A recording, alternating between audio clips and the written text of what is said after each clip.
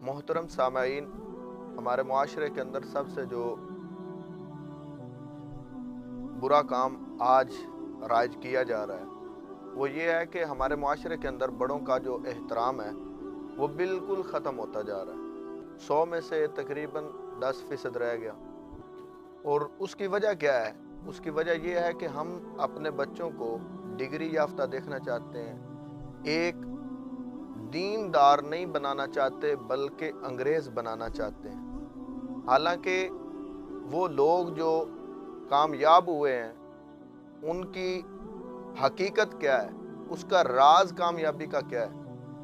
तो कामयाबी का अगर राज आप तलाश करने की कोशिश करेंगे तो आपको पता चलेगा कि इन्होंने दीन को फॉलो किया है, अल्लाह के कुरान को फॉलो किया है, प्यारे आका के फरमान को फॉलो किया है। लेकिन हमारा क्या हाल है? हमारा हाल ये है कि हम कुरान से दूर, प्यारे आका के फरामीन से दूर, और ख़ुद कह रहे हैं कि हमारे हालात ठीक नहीं, बच्चे हमारी बात नहीं मानते, बच्चे हमारे साथ गलत लहजे में बात करते हैं।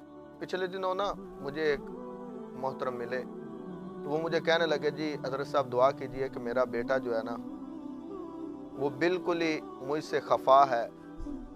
मैंने कहा ठीक है, दुआ तो करेंगे, लेकिन आपका बेटा करता क्या है? वो कहने लगा जी कि मेरा बेटा एक इंजीनियर है।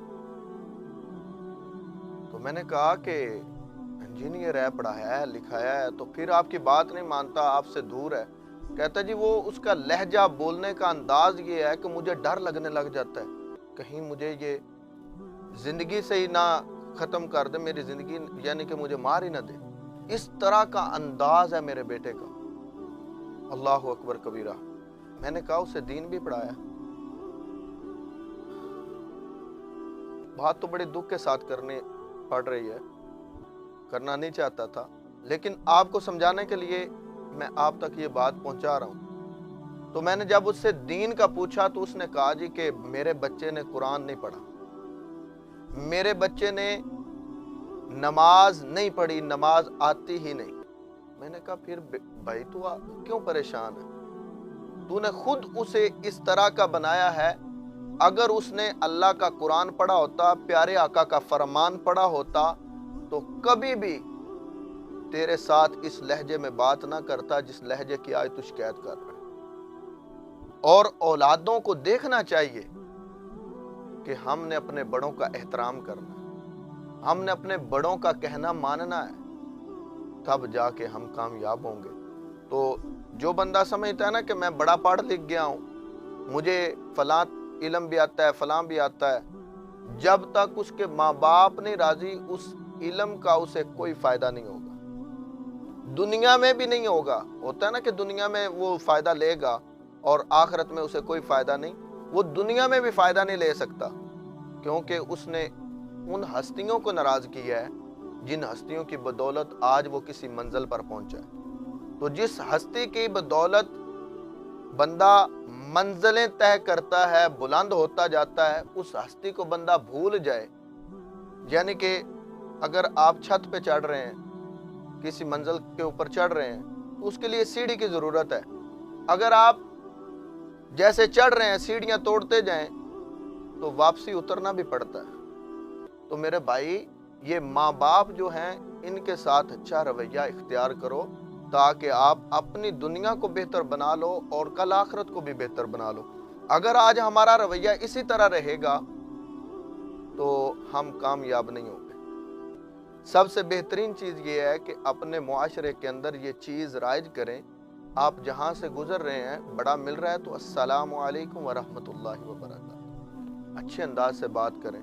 छोटे बच्चे मैंने देखा है वो बड़ों के साथ मजाक कर रहे हैं, बड़ों के मस्खरे उड़ा रहे हैं, बड़ों को तंग कर रहे हैं, और बड़े जो हैं वो आगे से वो क्या कर सकते हैं, क्या कर सकते हैं? तो मेरे भाई, हमारे पास ये अगर ये वक़्त हमें मिला है ना, तो हमें इस वक़्त का बेहतरीन फ़ायदा लेना चाहिए। और बेहतरीन फ़ायदा यही है कि हमने अल्लाह के कुरान और प्यारे आका के फरमान को पढ़ना और उस पर अमल करना जो है अपनी ज़िंदगी का मकसद बनाना चाहिए।